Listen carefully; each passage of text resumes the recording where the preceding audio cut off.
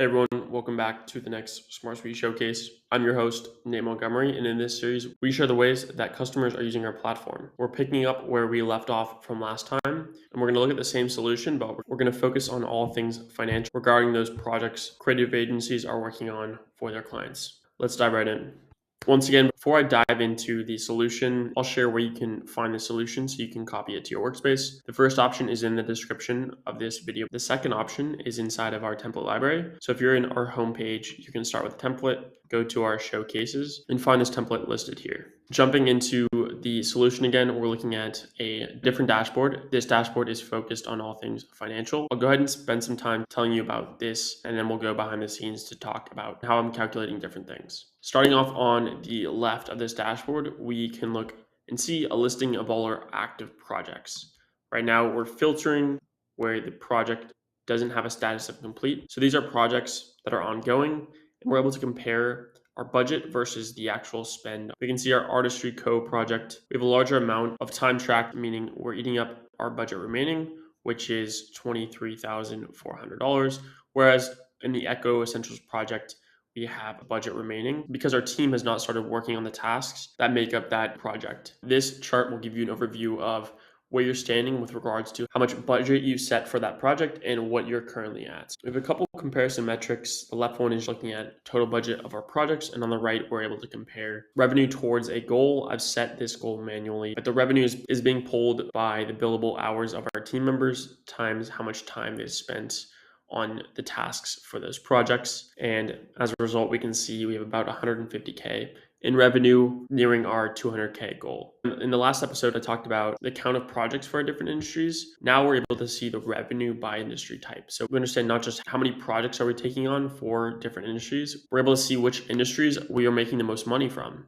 In last video, we saw that we had the most projects taking on for financial service, but we actually are making the most revenue in our entertainment projects here. That's something a team might want to pursue in the future. Next up, we have our different revenue by region. Our Pacific region is bringing in the most revenue because we have these 3 clients that pertain to that region. And analyzing this, it may mean that we want to focus our marketing efforts in entertainment in the Pacific region. And scrolling down, we can see our creative budget over time, as well as our project listing, but only the financial related information. So budget remaining, what's the billable cost of the tasks that have been worked on. So now I'm going to go behind the scenes to show you how these financials are being summed up and created. We'll start in our team members app. The most important field in this app is going to be our billable rate. And this is the rate for our different team members. Now, this billable rate is going to get multiplied by the time tracked in the tasks.